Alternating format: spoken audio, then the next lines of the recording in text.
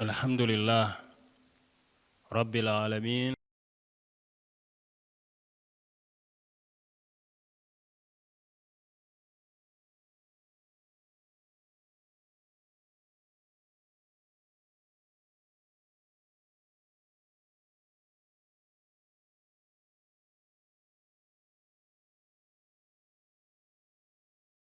ذكرون.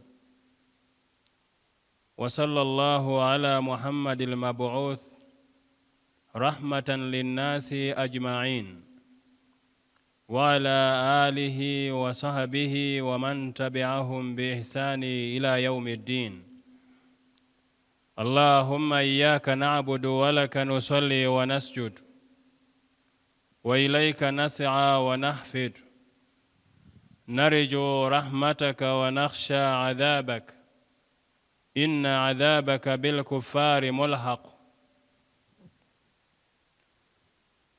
أحبة وأحباب رسول الله عباد الله, baada ya kumuhimidi Allah subhanahu wa ta'ala na kumtakia rehma na amani mtume wetu Muhammadin sallallahu alayhi wasallam, baada ya kwamba tumefanya utambulisho wa kujitambulisha kwa majina yetu, sasa hivi ni kuendelea na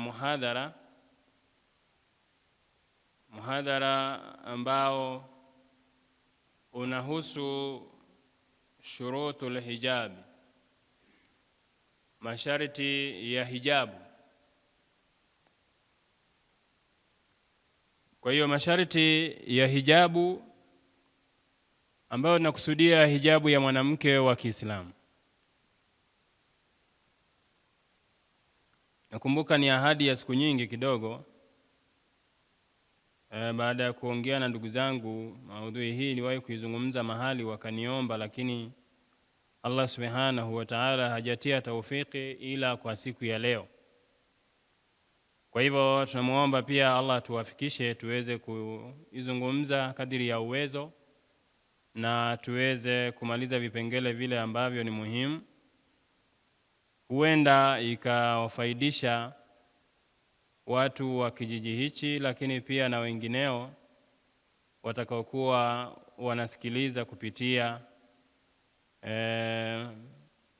mitandao ya kijamii. Ndugu zangu katika imani, kwanza kabisa tufahamu ya kwamba vazi la mwanamke wa Kiislamu sio kama tunavyozungumzia labda uvaaji wa kanzu, wala sio kama tunavyozungumzia labda uvaaji wa kilemba, bali vazi la mwanamke wa Kiislamu ni jambo la wajibu.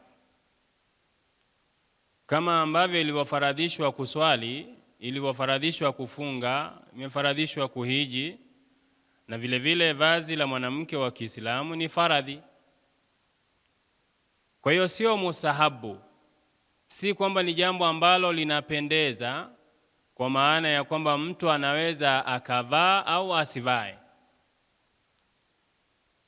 Ana hiari ya kwamba avae au asivae. La, vazi la mwanamke haliko kama hivyo, bali ni vazi ambalo ni la wajibu. Kwa hiyo ndugu yangu Muislamu, Allah subhanahu wa ta'ala anasema afatu'minuna bi ba'd al-kitabi wa takfuruna bi ba'd fama jazaa'u man yaf'alu dhalika minkum illa khizyun fil hayati ad-dunya wa yawma al-qiyamati yuradduna ila shaddil adhab. Afatu'minuna bi ba'd al-kitab, je, mnaamini baadhi ya sheria, mnaamini baadhi ya hukumu na zingine mnaziacha, zingine mnazikataa? Ni nini malipo ya mtu anayechagua baadhi ya hukumu za Mungu? Isipokuwa katika dunia hii atapata fedheha na udhalili, na siku ya kiyama atarudishwa kwenye adhabu iumizayo. Kwa hiyo ndugu zangu katika imani, tunawazungumzia kina mama kuhusu na vazi lao, lakini tufahamu ya kwamba wasimamizi wakubwa ni wanaume. Wanaume ndio wanaowasimamia wanawake katika kutekeleza amri za Allah subhanahu wa ta'ala, kama alivyosema Mwenyezi Mungu subhanahu wa ta'ala, ar-rijalu qawwamuna 'ala an-nisa'i bima faddala Allahu ba'dahum 'ala ba'din wa bima anfaqu min amwalihim fasalihatu qanitatu hafidhatu lilghaibi bima hafidha Allah. Wanaume ni wasimamizi kwa wanawake kutokana na maumbile waliopewa na Allah subhanahu wa ta'ala. Mungu amewafadhilisha wao kuwapa jukumu hili bila wanaume kuomba na wala kutafuta, na vile vile kwa vile wanavyovitoa katika mali zao, manake ni watu wanaowajibika, ni watu wenye kutekeleza majukumu. Ndio maana kuna kauli inasema kullu rajulin dhakar walaysa kullu dhakari rajulun, kila mtu ni mwanaume lakini sio kila dume ni mwanaume. Manake mwanaume ni yule anayesimamia majukumu, dume ni lile ambalo haliwezi kusimamia majukumu. Inaweza kutumika kwa ajili ya mbegu, kama ambavyo wafugaji wa ng'ombe walioko ndani, ndama au ng'ombe anapolilia dume huletewa, na dume likishapanda linarudishwa. Halijui kama yule amebeba mimba atazaa au hatozaa, sio jukumu lake. Kwa hiyo na wanaume ambao hawabebi majukumu wanakuwa ni madume, lakini ar-rajulu, mwanaume, ni yule ambaye anabeba majukumu aliyoyapewa na Allah subhanahu wa ta'ala. Ndio maana Mtume akasema kullukum ra'in wa kullukum mas'ulun 'an ra'iyatihi warajulu ra'i fi ahli baitihi wa mas'ulun 'an ra'iyatihi, na rajulu ni mchunga katika nyumba yake na ataulizwa juu ya uchungaji wake. Kwa hiyo ikiwa mwanamke ametoka nje, amevaa kimini, amevaa mpasuo, amevaa rusharoho, amefunga kanga mbili, akavaa lidera, akafunga kamtandio, ujue ni usimamizi mbovu wa mwanaume anayemmiliki mwanamke huyo. Ikiwa usimamizi utakuwa ni mzuri, usimamizi wa mwanaume anayejitambua na kufahamu nafasi yake na kufahamu majukumu yake, basi atahakikisha kwamba anamvalisha mke wake mavazi ambayo yanamridhisha Allah subhanahu wa ta'ala, na vile vile yale ambayo yanaridhiwa na mtume wetu Muhammadin sallallahu alayhi wasallam. Masharti haya yako 8. Masharti haya yako 8.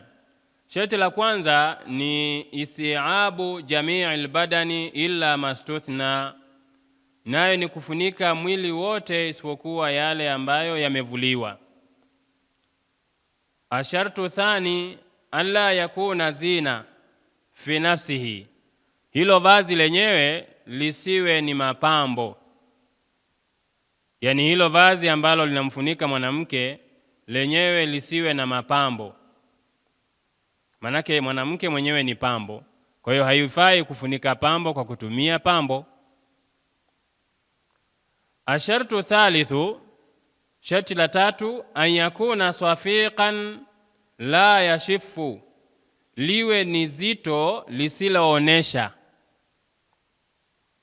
Isiwe mtu alioko nje anaona vilivyoko ndani na alioko ndani anaona nje. Ashartu rabi'u, sharti la 4, an yakuna fadfadwa ghaira dayiq, liwe ni pana lisiwe limefuata mwili, lisiwe limebana mwili.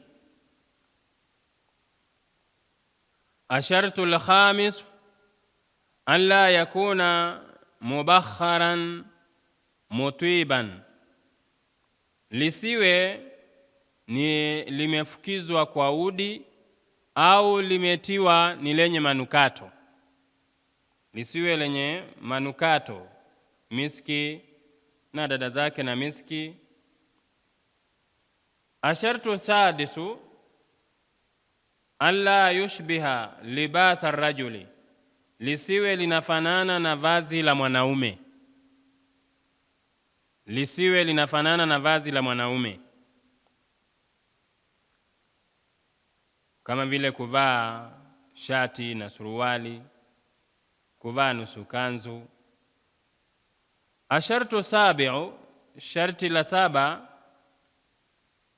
alla yushbiha libasa alkafirati, lisifanane na vazi la wanawake wa kikafiri.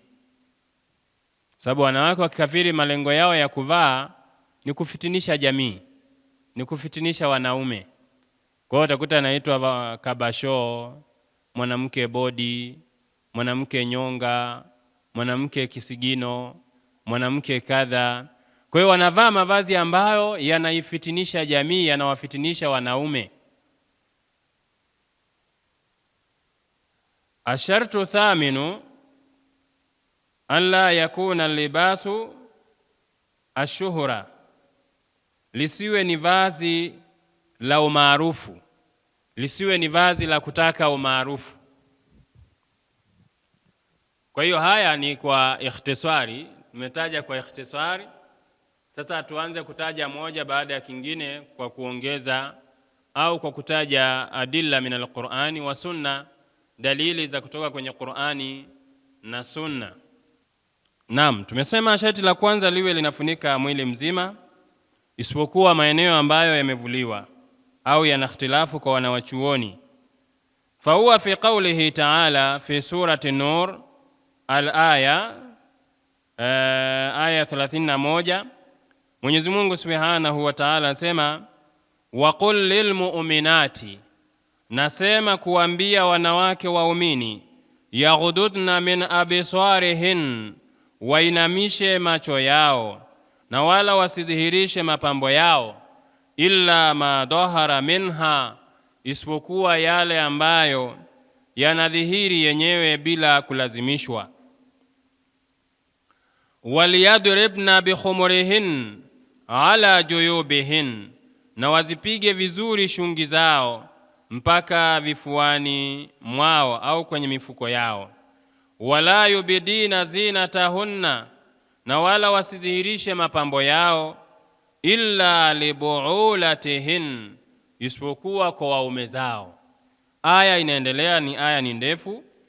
Hiyo ni dalili kwa sababu inataka mwanamke ahifadhi macho yake, ahifadhi utupu wake. Na kaida ya usuli inasema ma la yatimu alwajibu illa bihi fahuwa wajibun, kitu ambacho hautimii wajibu isipokuwa kwa kitu hicho, basi na kitu hicho kitakuwa ni wajibu. Kwa ikiwa kujihifadhi na zinaa, mtu asifikie kufanya zinaa, kuna hitaji stara, kufunikwa, basi huko kufunika ni jambo la wajibu. Kwa hiyo kufunika mwili ni jambo la wajibu, kwa sababu ndio kuhifadhiwa kwa mwanamke mwenyewe. Vile vile katika surati al-Ahzab aya 59, yaqulu Allahu tabaraka wa taala, anasema Mwenyezi Mungu Subhanahu wa Ta'ala, ya ayyuhan nabiyyu, ewe mtume, qul azwajika wa banatika wa nisa'il mu'minin, sema kuambia wake zako na mabinti zako na wanawake wa waumini, yudinina alaihinna min jalabibihin, wajiteremshie vizuri jilbabu zao. Dhalika adna an yu'rafna, hilo litawapelekea wao wajulikane. Fala yuudhaina, wasiweze kuudhiwa. Kwa hiyo wakiteremsha jalabibu, wakavaa vizuri jalabibu, litawapelekea wao wajulikane kuwa ni watu wasiopenda machafu, ni watu wasiopenda maovu. Wa kana Allahu ghafurar rahima, na Mwenyezi Mungu Subhanahu wa Ta'ala ni msahamevu sana na ni mwenye huruma sana. Kwa hiyo ikiwa mtu hakuvaa na hakujua, basi Allah Subhanahu wa Ta'ala atamsamehe baada ya kuwa ameshajua na akaanza kutekeleza. Wa an Aisha radhiyallahu anha qalat, Aisha radhiyallahu anha anasema, yarhamullahu nisaa almuhajirati, Mwenyezi Mungu awarehemu wanawake wa kimuhajirina, yani wanawake wa Maka. Al-awwal, wale wa mwanzo. Lamma anzala Allahu, wakati alipoteremsha Mwenyezi Mungu Subhanahu wa Ta'ala, waliyadribna bikhumurihin, na wapige vizuri shungi zao, ala juyubihin, mpaka kwenye mifuko yao wateremshe vizuri. Anasema shaqaqna murutahun, wale wanawake walichana mitandio yao, fakhtamarna biha, wakajifunika kwayo. Kwa hiyo angalia wanawake hawa waliokuwa ni wepesi wa kutekeleza amri za Allah. Anapokuwa mtu hajui, anapofahamishwa, anapoelimishwa, basi anatakiwa achukue hatua. Anasema katika wafi riwaya na katika riwaya, akhadhna uzurahun, wakachukua nguo zao, izari zao, fashaqaqnaha, wakapasua min qibali alhawashi, kwenye upande wa mbele, fakhtamarna biha, wakaweza kujitanda kwayo, kujifunika kwayo. Anasema aya hii, ya ayuha nabiyu qul azwajika wa banatika wa nisa'il mu'minina, walamma nazalati, ilivoshuka aya hii, kharaja nisa'ul ansari, wakatoka wanawake wa kianswari, kaanna ala ruusihinna alghirban, kana kwamba juu ya vichwa vyao ni kunguru, min alaksiyatin, kutokana na mavazi walioyavaa. Waljilbabu, nini maana ya jilbabu? Anasema huwa almulaatu allati taltahifu bihi almar'a fawqa thiyabiha. Anasema ni vazi ambalo ni kubwa, anajifunika kwayo mwanamke juu ya nguo zake alizozivaa zingine. Ala aswahil aqwali, juu ya kauli iliyokuwa sahihi zaidi miongoni mwa kauli za wana wa chuoni. Wa huwa yustamalu fil ghalib, nasema na hutumika mara nyingi, idha kharajat min dariha, pindi anapotoka mwanamke huyo kutoka kwenye nyumba yake, kama rawa shaykhani wa ghairuhuma, kama alivyopokea Bukhari na Muslim na wengineo. An ummi Atiya radhiyallahu anha qalat, kutoka kwa Ummu Atiya, Mungu amuyaradhi, anasema, amarana Rasulullah sallallahu alayhi wasallama an nukhrijahun fil fitri wal adha al awatiq wal huyadh, kwa Mtume sallallahu alayhi wasallama alituamrisha sisi tuwatoe wanawake mabinti katika Eidul Fitri na Eidul Adha, al-awatiq wal-huyadh. Al-awatiq manake ni wale mabinti ambao kidogo mabega yao wamenyanyuka, wamekaribia au wameshakuwa katika umri wa kubaleghe. Wal-huyadh, na wanawake walioko kwenye siku zao. Wadhawat al-khuduri, na wale mabinti ambao huwa katika mila ya Waarabu walikuwa wanawekwa kwenye kona ya nyumba, wanajengewa kahema chake. Kwa hiyo binti anapokaribia kuvunja ungo au anapokuwa amevunja ungo, anakuwa amekaa ndani. Kwa hiyo anasema Mtume alituamrisha tuwatoe wakaswali swala ya Idi, wayashhadna alkhaira wa da'wat almuslimin, na washuhudilie kheri na maombi ya Waislamu katika maeneo ya uwanja wa Idi. Kwa hiyo wanawake hawa watoke. Anasema qultu ya Rasulullah, nikasema ewe Mtume wa Allah, ihdana la yakunu laha jilbab, mmoja wetu hana jilbabu. Mmoja wetu, kwa sababu ni jambo ambalo limekuja mufaja, ni jambo la ghafla sana.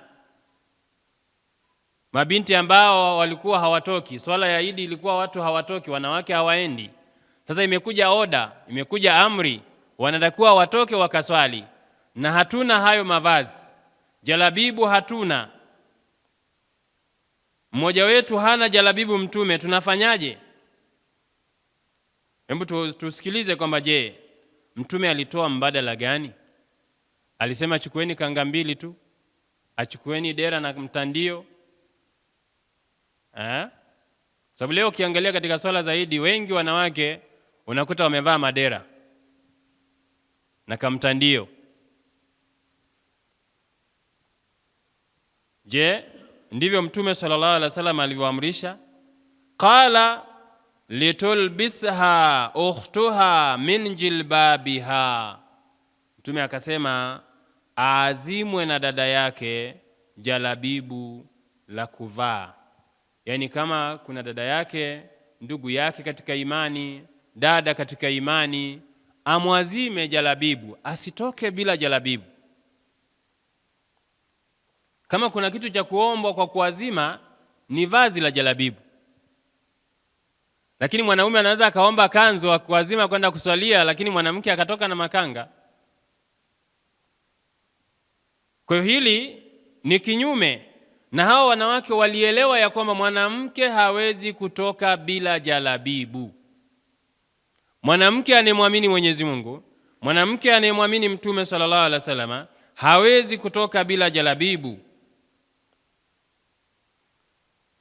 Kwa hivyo anasema jalabibu manake huwa almulaatu allati tashtamilu biha almar'a, ni ile vazi ambalo anajifunika kwayo mwanamke, fauqa dir'i wal khimari, juu ya dir'i. Dir'u ni vazi ambalo linavaliwa ndani ya mwanamke, yani lenyewe liko kama kanzu, lenye mikono mirefu, lina shingo, linateremka mpaka chini. Hii inaitwa dir'u. Waswahili wakaita dera, lakini dera la Kiswahili Waswahili limekatwa mikono. Hili linavaliwa, lina mikono mirefu.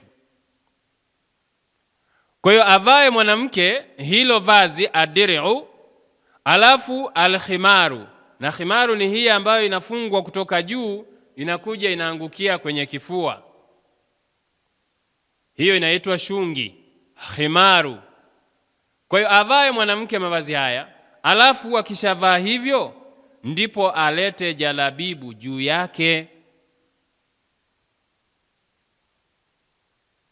Anasema waljilbabu fi lughati al-arab, na jilbabu katika lugha ya Kiarabu, allati khatabana biha Rasulullah sallallahu alayhi wasallama, ambayo ndiyo Mtume alitusemesha kwayo. Yani Mtume ametuongelesha kwa hili vazi kwa sababu ndiyo lugha ya Kiarabu. Anasema huwa ma ghatta jamia aljismi, anasema ni kile ambacho kinafunika mwili wote, la ba'dahu, sio nafunika baadhi yake, ni linafunika mwili wote. Anasema wa ulima min alhadithi sabiqi, anasema ikajulikana sasa kutokana na hadithi ya Ummu Atiya tuliyoinukuu hapo kwamba innal jilbaba, kwamba jilbabu matulubun, ni jambo lenye kutakiwa, inda al-khuruj, wakati wa kutoka. Kadhalika vazi hili linafunika mapambo ya mwanamke, linafunika mazuri ya mwanamke. Wa qawluhu ta'ala falaysa alayhinna junahun, hakuna ubaya juu ya wanawake. Yani wanawake wale walqawaidu, wale wanawake ambao wamefikia kwenye utu uzima. Walqawaidu minan nisa'i allati la yarjuna nikahan, wanawake wale ambao hawatarajii kuolewa kutokana na jinsi walivyozeeka. Kwa hiyo Mwenyezi Mungu anasema falaisa alayhinna junahun, wao hakuna ubaya, ayadana thiyabahunna, wakapunguza baadhi ya nguo zao,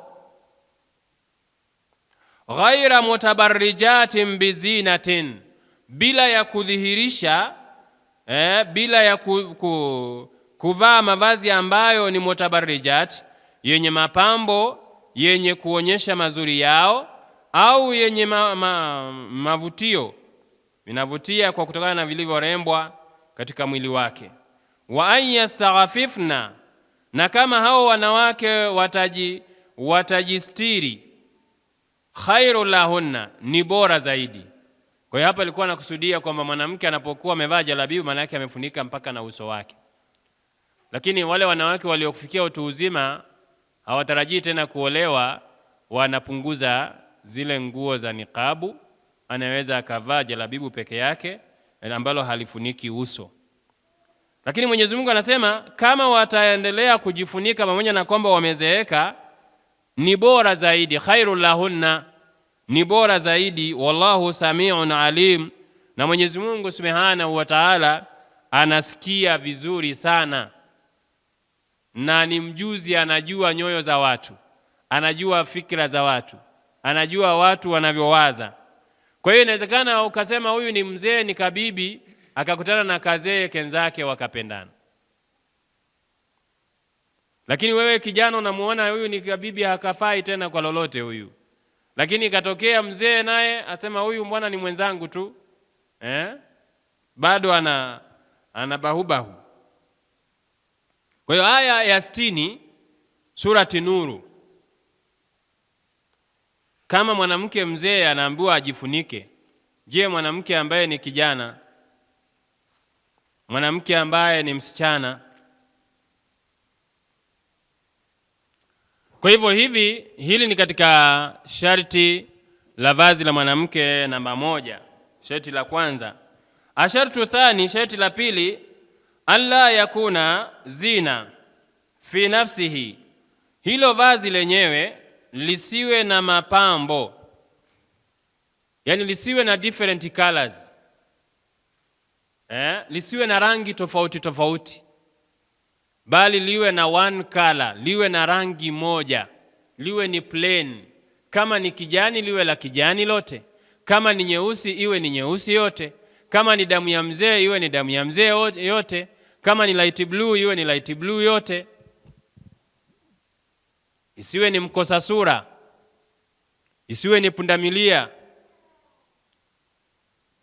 Kwa hiyo liwe na rangi moja. Anasema fa innahu, kabla ya hivyo anasema qala ta'ala, Mwenyezi Mungu anasema wala yubidina zinatahun, na wala wasidhihirishe wanawake mapambo yao. Surati Nur aya 31. Fa innahu biumumihi, hakika kwa ujumla wake, yashmalu thiyaba dhahira, inakusanya nguo zinazoonekana, idha kanat muzayyana, itakapokuwa zile nguo zimepambwa, tulfitu andara rijali ilaiha, zinageuza macho ya wanaume kumwangalia mvaji wake. Kwa hiyo ikiwa hilo vazi limepambwa, limewekewa maurembo, linamfanya yule mwanamke aweze kuangaliwa na wanaume, manake itakuwa haifai. Wayashhadu lidhalika qawluhu ta'ala fil ahzabi aya 33, inatoa ushahidi huo. Mwenyezi Mungu anasema waqarna fi buyutikun, na kaeni majumbani mwenu. Angalia, anasema na kaeni majumbani mwenu. Nyumba asili yake sio za wanawake, lakini kwa sababu ya matumizi makubwa ya wanawake, wanatumia sana nyumba, zikanasibishwa na wao. Hata katika sura Talaq anasema la tukhrijuhunna min buyutihin, msiwatoe wanawake kwenye nyumba zao mnapowapa talaka. Kwa hiyo nyumba zikanasibishwa na wanawake kwa sababu ya matumizi ya nyumba kwao ni makubwa. Hata mtu anayetembea na mkokoteni, anauza soksi, anauza nguo, anauza nini, akionekana anaitwa mkokoteni, haitwi jina lake. Kwa nini? Kwa sababu anatumia sana mkokoteni, anapewa jina la mkokoteni.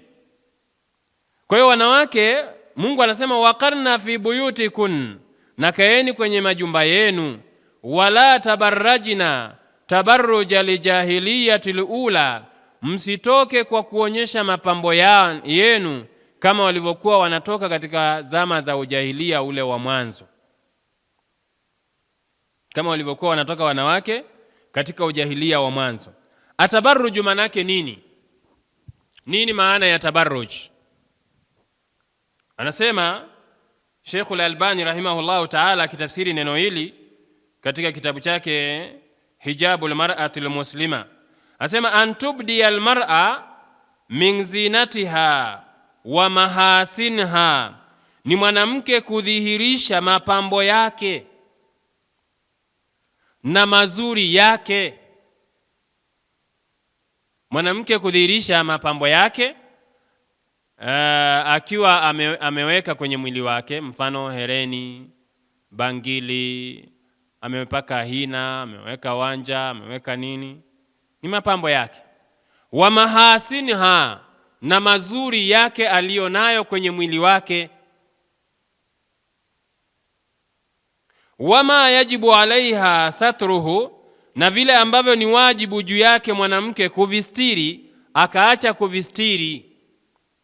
Mimma tustadia bihi shahawatu rajuli, katika yale ambayo hutumika kuvutia matamanio au kuamsha hisia za matamanio za wanaume.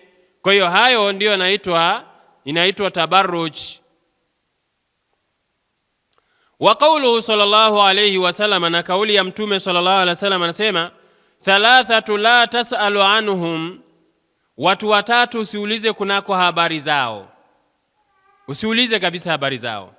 Akasema rajulun faraqa aljamaa, mwanaume aliyetengana na jamaa, wa aswa imamahu, na akamwasi imamu wake, wa mata asiyan, na akafa hali ya kuwa amemwasi imamu wake, wa amatun au abidun abqa, na mtumwa wa kike au wa kiume aliyetoroka, famata, akafia huko. Usiulize kuhusu habari yake, usiulize kunako adhabu yake. Wa mraatun, na mwanamke ghaba anha zawjuha, mwanamke ambaye mume wake ametoka akamwacha nyumbani, qad kafaha maunata dunia, amempa mahitaji yote yanayohitajika, fatabarrajat ba'dahu, yeye akatoka akiwa amevaa mavazi yenye kuvutia, mavazi yenye mapambo, akiwa anaonyesha mazuri yake. Baada ya hapo, fala tasal anhum, usiulize kunako watu hawa. Akhrajahu al-Hakim wa Ahmad.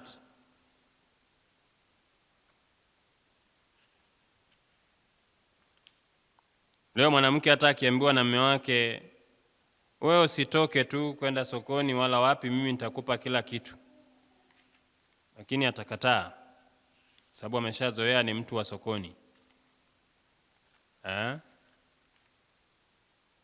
Mmoja aliambiwa na mume wake anauza kibanda, akaambiwa mimi nitakupa kila kitu, wewe achana na hicho kibanda. Akasema ni bora kuachana na huyo mwanaume kuliko kuachana na kibanda. Kwa hiyo mwanamke yuko tayari kubaki na kibanda, asibaki na mume, manake kibanda kina thamani kuliko mume.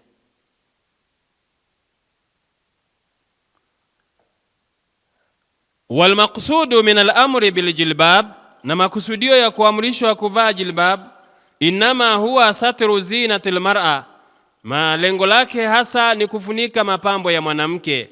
Fala yuqal, hivyo haingia akilini hinaidhin, wakati huo, an yakuna lijilbab, iwe jilbabu nafsuhu zina, iwe jilbabu lenyewe ni pambo. Wa hadha kama tara bayin, na hili kama unavyoona liko wazi, la yakhfa, halijifichi. Walidhalika qala al-Imam Dhahabi fi kitab al-Kaba'ir safha 131, katika Imamu Dhahabi kitabu chake kinachoitwa Kitabu al-Kaba'ir ukurasa wa 131,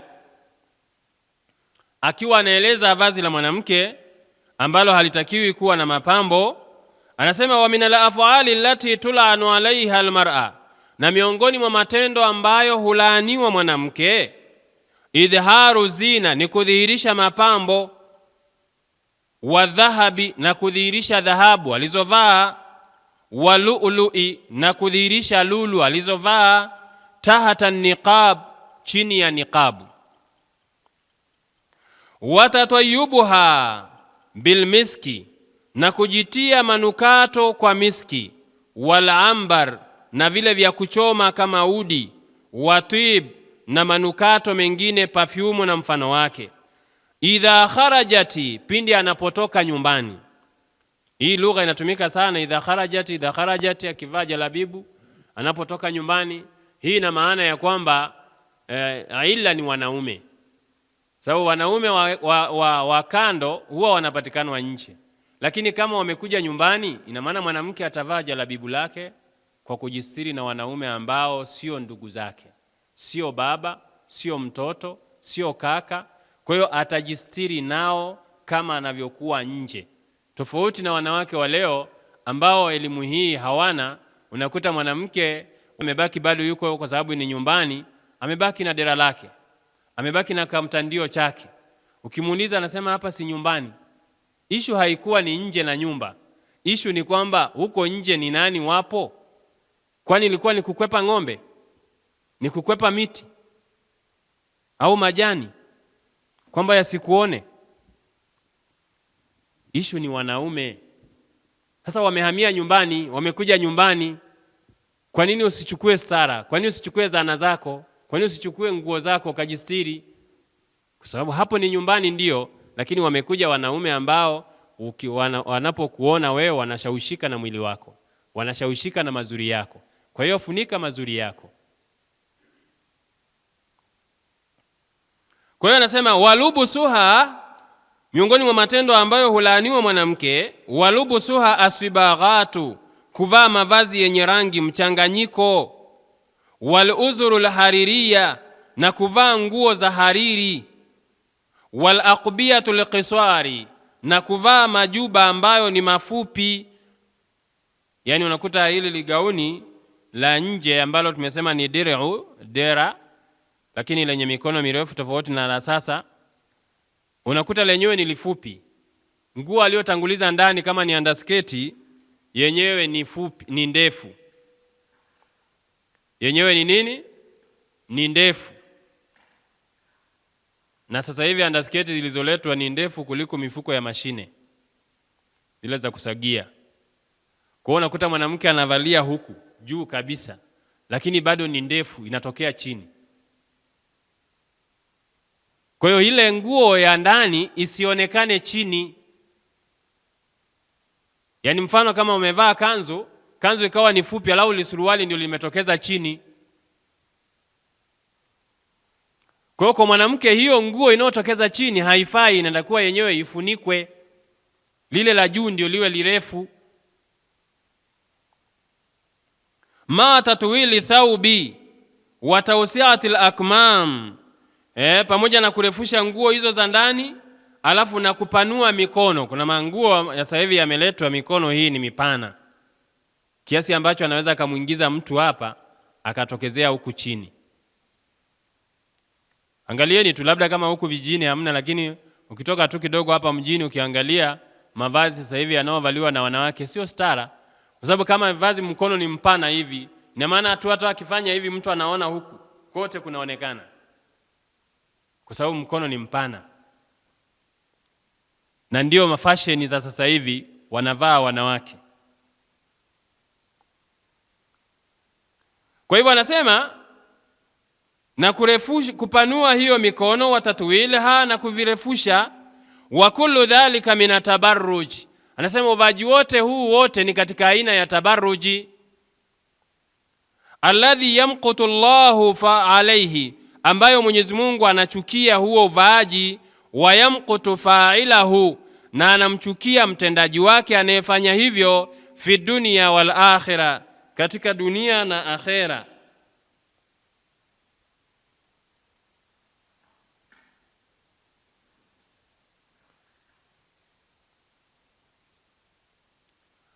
Anasema walhadhihi alaf'ali, na kwa ajili ya matendo haya, allati qad ghalabat ala akthari nisai, ambayo yamewashinda wanawake wengi.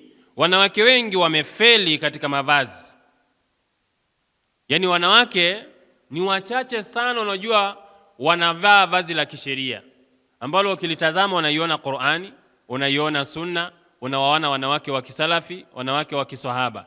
Ni wanawake wachache sana. Anasema kwa sababu ya uvaaji huu, matendo haya yaliyowashinda wanawake walio wengi. Qala anuhunna nabiyu sallallahu alayhi wasallam, Mtume sallallahu alayhi wasallam akasema, ittala'tu ala nar, nilioneshwa moto au niliona moto, faraaitu akthara ahliha an-nisa, nikaona walio wengi motoni ni wanawake, na kilichowafanya wawe wengi motoni ni haya mavazi, ni haya matendo ambayo wanawake wengi wanapuuzia. Anasema hata hili nalo, hata hichi nacho.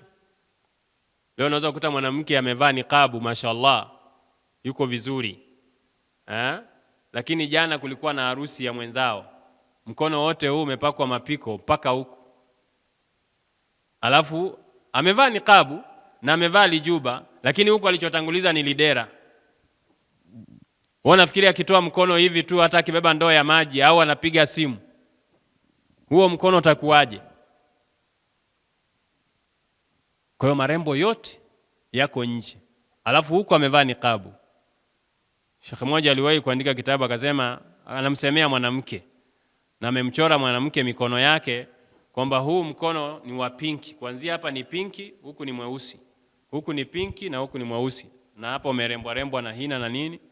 Akaandika, tabarrajtu wa nasitu anni muntaqiba,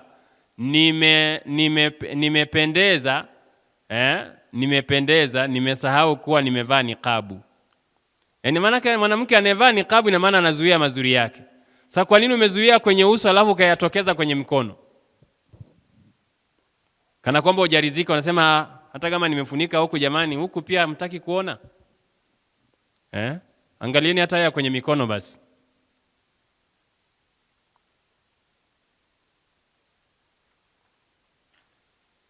Kwa hiyo wanawake wengi hivi sasa kana kwamba wote wamekubaliana, hasa wanawake wa kisuna hivi sasa, kwamba wanavaa juba jeusi au la rangi moja, lakini kinachovaliwa cha ndani iwe ni dera au ni aina ya kanzu ya kike, au linaweza likavaliwa sketi na kiblauzi kifupi. Kinachoonekana kuanzia chini, hichi hakiangaliwi sasa hivi. Kikawa na rangi yoyote hawajali, wanachoangalia ni hili kubwa tu, juba peke yake, jalabibu liwe la rangi moja. Lakini kinachotangulizwa kikatokea chini hakiangaliwi. Amefunga kanga, anatoka. Amevaa pundamilia, ametoka. Amevaa lidera lenye nakshi, ametoka. Kisa kavaa jalabibu lenye rangi moja, kavaa niqabu, anaona hii imetosha. Sasa kwa mafundisho yapi? Kwa maelekezo ya nani? Wakati wema waliotangulia ndivyo wanavyoelewa kwamba haya ni katika mavazi ambayo yanasababisha mwanamke kwenda kuadhibiwa.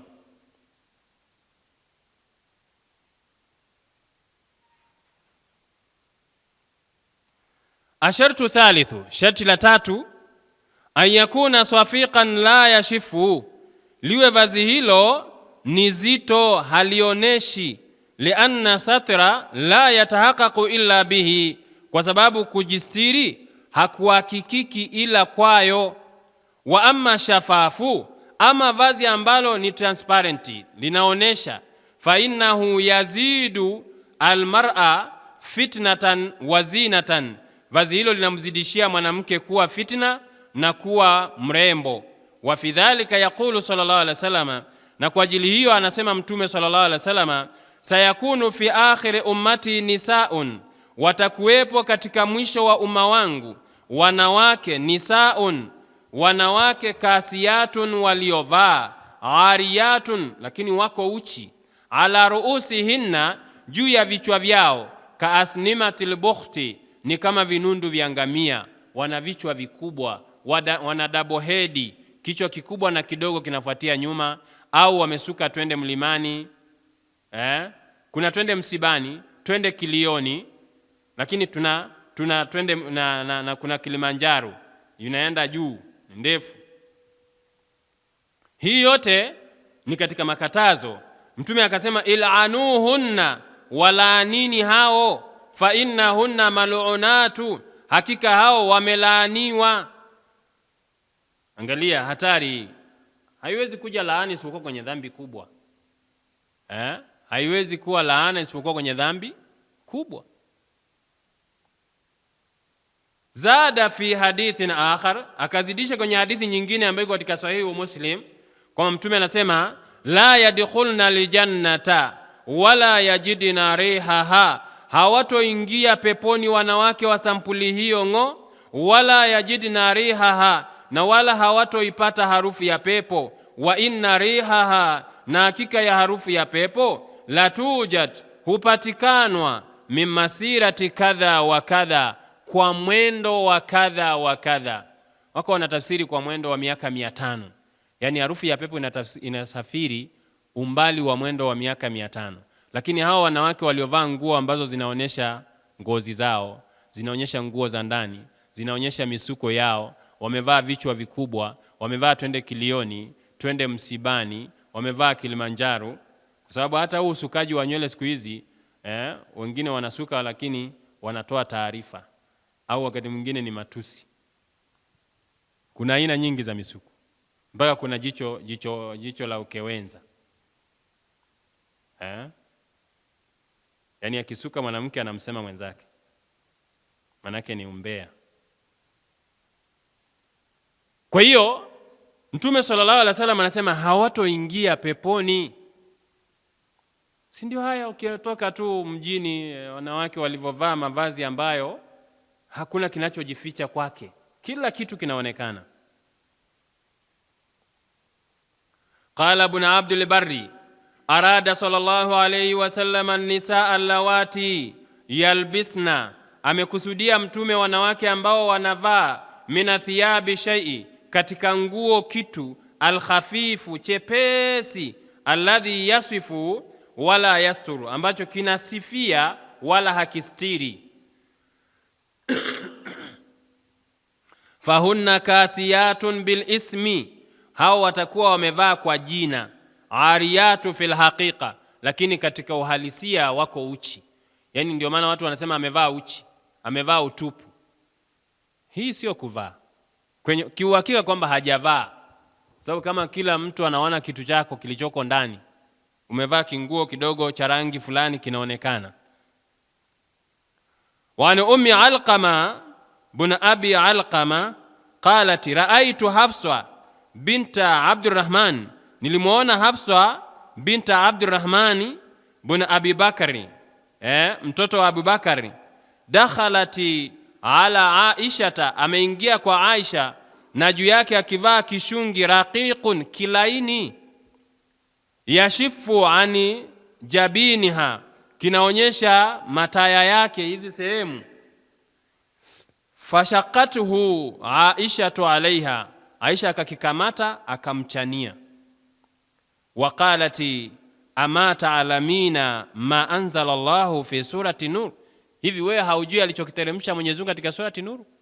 Hukijui?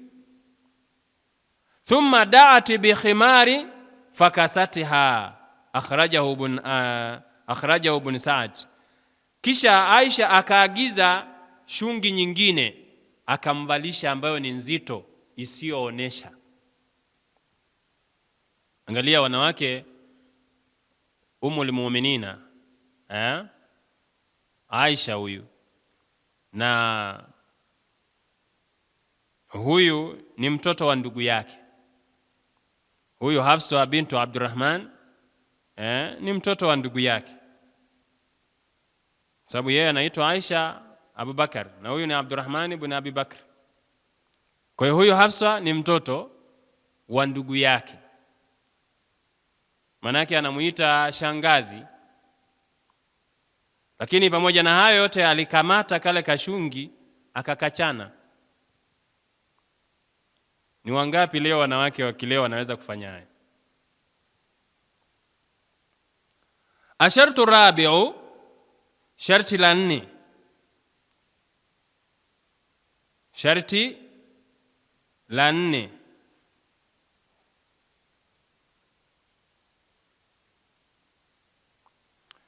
anasema an yakuna fadfadan ghaira dayiq fayasifu shay'an min jismiha, liwe ni pana, lisiwe limenyonga, lisiwe limefuata mwili, ikawa linasifia chochote min jismiha. Na ndio hivi leo wanawake wanaita nini? Mwanamke body. Paka kuna vibodi vya kisoksi. Mwanamke anavaa lidera limeishia hapa, alafu kuna kibodi kinachobana mkono kabisa, huu mkono unabanwa mpaka unataitiwa, unakuwa kama mua. Kwa hiyo mwanamke kuvaa nguo ambayo ni kibodi, inayofuata bodi, inayofuata mwili, sehemu yenye mlima ikaonyesha mlima, sehemu yenye bonde la ufa ikaonyesha bonde la ufa, sehemu yenye kichuguu ikaonyesha hapa ni kichuguu. Hilo ni vazi ambalo halifai kwa mwanamke wa Kiislamu kulivaa. Waqad qalat Aisha radhiyallahu anha, la budda lilmar'a min 3 athwabi, hana budi mwanamke kuvaa nguo 3, tusalli fihinna, anaswali nazo. Akasema dir'un, dir'un wa jilbabun, na jilbabu, wa khimarun, na khimarun, shungi. Kuna washonaji wa sanda hapa. Sanda ya mwanamke zinashonwa nguo ngapi? 5, si ndio? Kuna riwaya inasema inatosha hata zikiwa 3, lakini baadhi ya wanachuoni wanasema nguo 5 anashonewa maiti ambaye ni mwanamke. Sasa kama maiti inashonewa nguo 5, hivi kati anayetakiwa kufunikwa sana ni aliyekufa aliyo hai?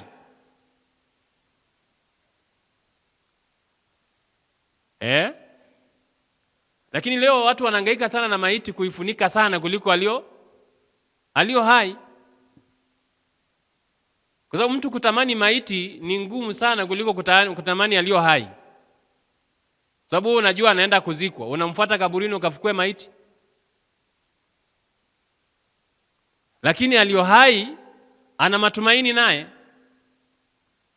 Sasa nasema mwanamke leo, nakuta mwanamke anatoka na lidera peke yake, hajatanguliza chochote ndani, alafu kavaa kamtandio kamoja. Nini unategemea katika mwili wake kuonekana? Ndio maana kaambiwa mwanamke avae nguo hizi ili kupunguza makali. Hata wakati mwingine kukiwa ni baridi, unapishana naye, mwanamke anapishana na baridi inaopiga umeelekea hivi mashariki, kifua hichi, wanawake wengine huwa wanaweka mkono hivi ndani, manake hizi sehemu zisije zikaonekana ule ukali wake. Kwa hiyo kuvaa hizi nguo manake ni kupunguza makali ya baadhi ya maeneo ambayo yameinuka. Lakini leo tunahangaika wanawake kwa ajili ya kuasiri waliokufa, walio hai hawahangaiki. Kwa hivyo mwanamke anatakiwa ajisiri kwa kuvaa hayo mavazi kwa ajili ya stara yake, kwa kujihifadhi. Ashartu al-khamis tunataja tu kwa mukhtasari kwa sababu pia muda si rafiki sana, twende na wakati. Anasema ashartu al-khamisu an la yakuna mubakharan mutiban, lisiwe vazi hilo limetiwa manukato. Ana Abi Musa al-Ash'ari radhiyallahu anhu qala Rasulullah sallallahu alayhi wasallam, ayyuma imra'atin ista'tarati, mwanamke yoyote atakayejitia manukato, famarrati ala qaumin, akapita kwenye kikundi cha wanaume, liyajidu min rihiha, ili waweze kupata harufu yake, fahiya zaniyatun, huyo mwanamke amezini. Wa ni Zainab athaqafiyya anna nabiyya sallallahu alaihi wasallam qala, kama mtume sallallahu alaihi wasallam amesema, idha kharajat ihdakunna ila almasjid, anapotoka mmoja wenu kwenda msikitini, fala yaqrabanna twiban, asisogelee manukato, asisogelee manukato. Wani Musa bin Yasar an Abi Hurairah radhiyallahu anhu anna imra'atan marrat bihi ta'asifu rihuha, kwamba mwanamke alipita alafu harufu yake inapiga sana, harufu inapiga. Faqala ya amata aljabbar, akamwambia ewe mja wa Jabbar, almasjida turidina, hivi ni msikiti ndio nakusudia kwenda kuswali na hii harufu kali uliopiga hii? Amejipiga maperfume ina maana yake. Qalat naam, akasema ndio. Qala walahu tatayyabti, na kwa ajili ya msikiti umejipamba hivi, umejitia manukato hivi? Qalat naam, akasema ndio. Qala farji'i, akamwambia rudi, faghtasili, ukaoge. Fa inni sami'tu rasulallahi sallallahu alayhi wasallam, hakika mimi nilimsikia mtume sallallahu alayhi wasallam yaqul, anasema ma mimra'atin takhruju ila almasjid, hakuna mwanamke yoyote atakayetoka anaenda msikitini, ta'asifu rihuha, harufu inatoka kwake ya manukato, fayaqbalu Allahu minha salatan, Mwenyezi Mungu akamkubalia mwanamke huyo swala yoyote. Manake swala yoyote sio ya sunna wala ya faradhi. Mungu hatomkubalia swala yake yoyote. Hata tarji'a ila baitiha fataghtasil, mpaka arudi nyumbani akaoge, aondoe hiyo harufu. Mpaka arudi nyumbani akaoge, aondoe hiyo harufu. Ashartu sadisu, yani hapo mulahadha kidogo kwamba ikiwa huyu anaenda msikitini, je, anayeenda sokoni? Je, anayeenda porini? Je, anayepita kwenye vichochoro? Huyu anaenda msikitini lakini bado ameambiwa amezini kwa sababu amejitia manukato. Na harufu pua pia, moyo wa binadamu huko kwenye pua. Pua nayo inapeleka taarifa, information. Huyu aliyepita ni nani? Ndio maana vijana wakipita wanasema demu kapita. Walikuwa wamekaa wanapiga story, lakini ile harufu tu ilivyowapiga pap, wakatazama nini, wameshtuliwa na harufu. Ashartu sadisu an la yushbiha libasa ar-rajuli, lisiwe linafanana na vazi la mwanaume. Lima warada min al-hadithi sahiha, katika yale yaliyopokelewa katika hadithi sahihi. Filani al-mar'a, katika kulaaniwa mwanamke. Allati tatashabahu birrajuli, mwanamke anayejifananisha na mwanaume. Fil libasi au ghairihi, katika mavazi au katika vitu vingine. Mwanamke kujifananisha na mwanaume ima katika uvaaji wa mavazi au kuvaa kiatu cha kiume au tembea yake, miondoko yake, anatembea mwendo wa kiume, huyu kalaaniwa. Ana Abi Hurairah radhiyallahu anhu qal laana Rasulullah sallallahu alayhi wasallama, mtume amemlaani arrajula, mwanaume, yalbas libisatal mar'a, mwanaume anevaa vazi la kike amelaaniwa. Leo kuna wanaume wanafunga kanga wakati wa kwenda kuoga, wanachukua kanga za wake zao. Wanajifanya kwamba huyu ni mpenzi wangu, eti tunapendana. Sawa, hata kama mnapendana, je, hiyo ni ruhusa? Kwani hamna vikoi? Usinunue msuli unahangaika na dera la mke, au unahangaika na kanga ya mke. Wengine hata viatu vya wake zao hawaviogopi. Sema si ya mke wangu hichi. Lakini si kiatu cha mke, ni cha jinsia nyingine, wewe ni wa kike. Wal mar'a, na mwanamke vile vile, talbasu libisata rajuli, na mwanamke anayevaa vazi la kiume kalaaniwa.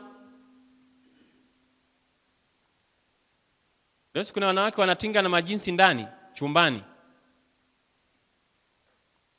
Anasema hapa si tuko wawili tu. Kama mwanaume hawezi kuvaa underskirt yako, hawezi kuvaa dera lako, hawezi kuvaa jalabibu lako akiwa chumbani, basi na wewe ogopa nguo za mwanaume, usivae nguo za kiume ukiwa chumbani. So ni kujifananisha na wanaume. Akhrajahu Abu Daudi wa Ibn Majah wal Hakim an Abdullah ibn Amr qala sami'tu Rasulullah sallallahu alaihi wasallam yaqul, limsikia Mtume sallallahu alaihi wasallam anasema, laisa minna, sio katika sisi, na wala sio katika sisi anayejifananisha na wanawake miongoni mwa wanaume. Akhrajahu Ahmad. Wa Ibn Abbas qala laana an-nabiy sallallahu alayhi wasallama, Mtume amewalaani al-mukhannathina, wanaume ambao wanajifanya ni majike, minar rijali, katika wanaume wanaosuka manywele, wanaume wanaovaa mabangili, wanaume wanaovaa cheni, wal mutarajjilati, na wanawake wanaojifanya viwanaume, minan nisai, wamelaaniwa. Waqala, na akasema, akhrijuhum min buyutikum, watoeni hao wanaume makhanithi hao katika majumba yenu. Qal fa akhraja an-nabiy sallallahu alayhi wasallam fulanan, Mtume sallallahu alayhi wasallam akamtoa mtu fulani. Wa akhraja Umar fulanan, na Umar ibn Khattab naye akamtoa mtu fulani aliyekuwa anajifananisha na wanawake. Wa fi lafdhi, na katika lafdhi nyingine, laana Rasulullah sallallahu alayhi wasallama, Mtume sallallahu alayhi wasallam amewalaani almutashabbihina minar rijali, wenye kujifananisha miongoni mwa wanaume, bin nisai, wanajifananisha na wanawake, wal mutashabbihati minan nisai birrijali, na wanawake wanaojifananisha na wanaume. Kwa hiyo iwe ni kwenye miondoko, katika tembea, katika sauti, katika uvaaji, wote hao wanaingia katika laana. Wa an Abdullah ibn Umar qala qala Rasulullah sallallahu alaihi wasallam, Mtume sallallahu alaihi wasallam anasema, thalathu la yadkhuluna aljanna, watu watatu hawatoingia peponi. Wala yanduru Allahu ilaihim, na wala Mwenyezi Mungu hatawaangalia yaumal qiyama, siku ya kiyama. Al-aqu walidayhi, mwenye kuasi wazazi wake wawili. Wal mar'atul mutarajjila al-mutashabbiha birrijali, na mwanamke anayejifanya ni kidume, anayejifananisha na wanaume. Wadayuth, na mwanaume asiye na wivu, mwanaume asiye mstiri mke wake, anamwacha watu wote wanaangalia mazuri ya mke wake. Huyo ni mwanaume pia ambaye hatoenda peponi, hatoingia peponi.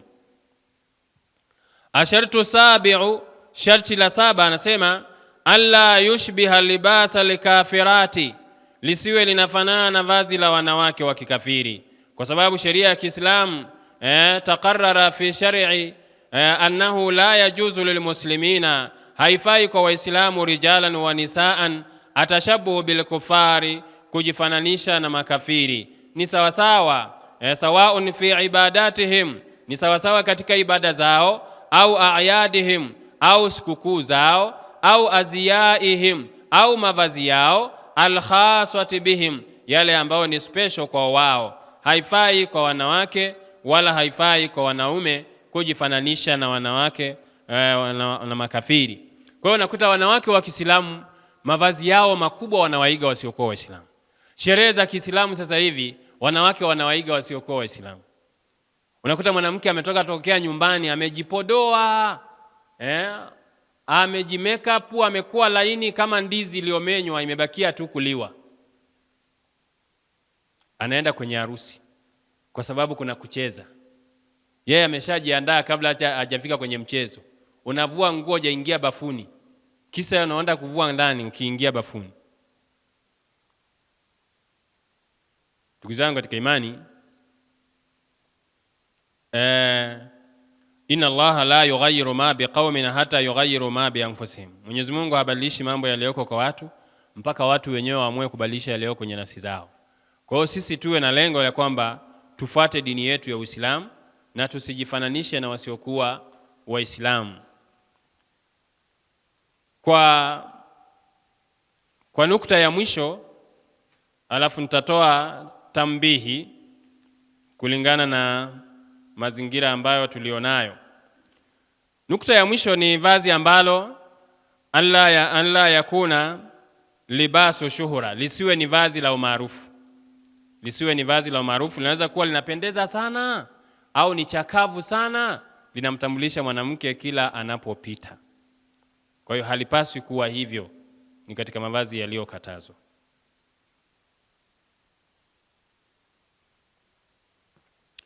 Ndugu yangu katika imani, hayo ni kwa uchache katika mavazi masharti ya vazi la mwanamke wa Kiislamu. Nukta ambayo nasema nihitimishe nayo kwa hivi sasa ni hususan kwa upande wa mafundi, wale wanaoshona nguo na wale wanaouza nguo. Mwenyezi Mungu Subhanahu wa Ta'ala anasema, wataawanu alal birri wa taqwa wala taawanu alal ithmi wal udwan, saidianeni katika mambo mema na ya kumcha Mungu. Kwa hiyo kama wewe ni mfanyabiashara, uza mavazi haya ya kisheria, kwa sababu ndio ucha Mungu na ndio mambo mema. Wanawake watakaokuwa wanakuja kununua kwako watakuwa wamepata stara, watakuwa wametekeleza dini yao, wamefuata Qur'ani na Sunna. Lakini leo wanawake wanaoshona nguo, wanawake wanaouza au wanaume wanaouza nguo, wanasema wao wanachoangalia ni biashara, ni mavazi yapi yanatoka. Kwa hiyo mtu anauza mavazi kabisa ni majalabibu yenye mapambo, yenye nakshi, kwa kuwa yeye ni biashara, haangalii misingi ya dini. Yeye anasema bana, mimi ninachotaka ni pesa. Yeye atajua ataenda kutumiaje. Mwenyezi Mungu anasema, wala taawanu alal ithmi wal udwan, na msisaidiane katika mambo ya madhambi na mambo ya uadui. Kwa hiyo haya mavazi yanawapatia madhambi wanawake, na maana wewe kuwauzia ni kuwasaidia kwenye madhambi. Huwasaidii kuwatengeneza, huwasaidii kuwaweka katika sehemu ya amani ya kukutana na Mola wao akiwa radhi nao. Na tukumbuke, watu wengi wanaona kwamba hiyo aya katika sura Maida, wengi wanaona ya kwamba yeye hausiki. Yeye hafanyaji? Hausiki. Hivi mfano kama unauza panga, akaja mtu anaitwa panyarodi, anakwambia niuzie panga, na unajua kazi yake anaenda kukata watu, utamuuzia kwa sababu unataka pesa?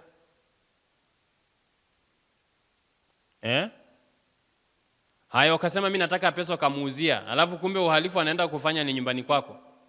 Ukienda nyumbani ukuta watu wamecharangwa na mapanga, utasemaje? Alhamdulillah, mimi nishauza panga, mimi nimepata pesa, haina shida. Unaweza ukasema hivi?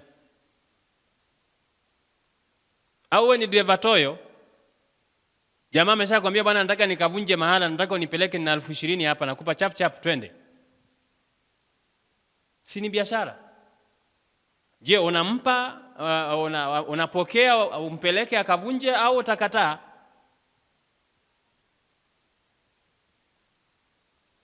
Sasa kama mwanamke anashona kimini, anashona rusharoho, anashona kabasho, na anaenda kwa ajili ya kufitinisha wanaume, kama hawajampata yeye wamfuate mwanamke mwingine, je, nani aliyechangia hayo? Sio wewe muuzaji?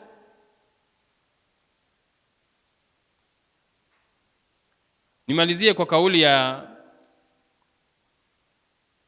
Sheikh al-Islam Ibn Taymiyyah.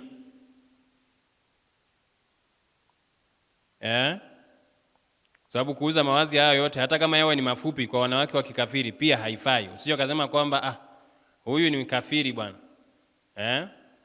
Anasema Sheikh al-Islam, anasema hivi, kullu libasi yaghlibu ala dhanni, kila vazi ambalo dhana yako kubwa inapelekea kwamba ayusaana bilubusihi ala maasiyatin, hilo vazi mtu anaenda kulitumia kwa ajili ya maasi, kumuasi Mola wake, fala yajuzu, Sheikh anasema sasa, fala yajuzu bai'uhu, haifai kuuza vazi hilo, wa khiyatatuhu, na kushona pia haifai, liman yasta'inu bihi ala almaasiyati wa dhulumi, kwa yule anayetumia mavazi hayo kwa ajili ya kufanya maasi na kwa ajili ya dhuluma.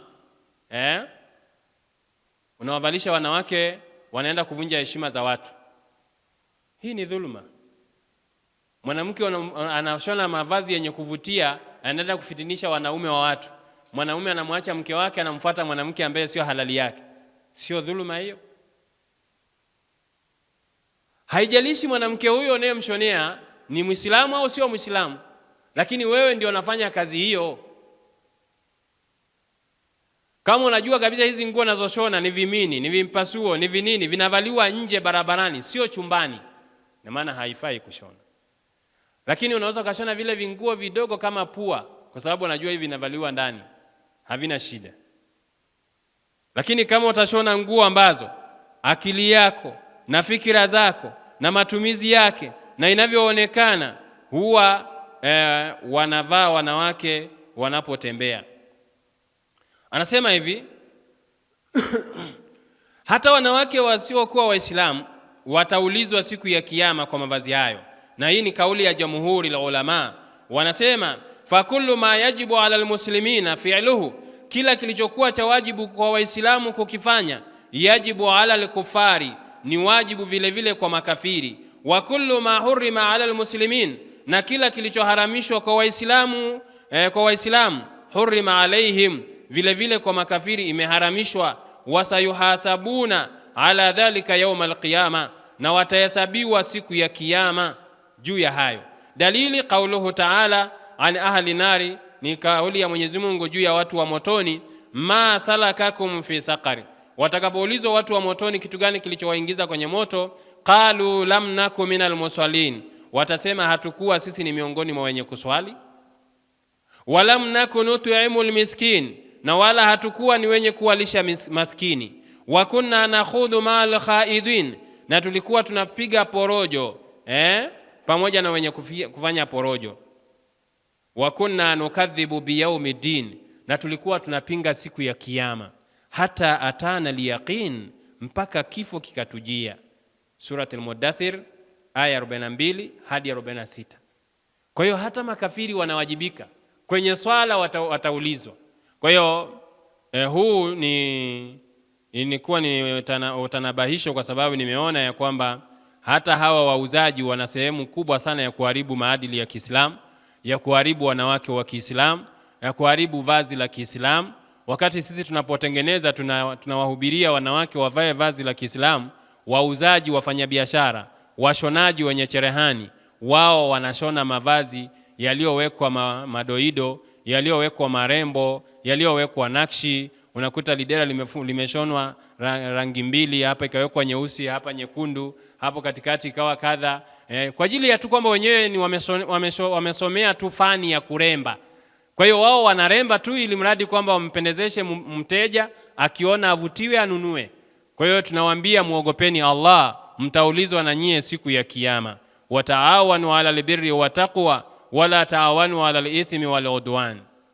Barakallahu fikum wa jazakumullahu khaira. Subhanaka Allahumma bihamdika ashhadu la ilaha illa anta astaghfiruka wa atubu ilaik.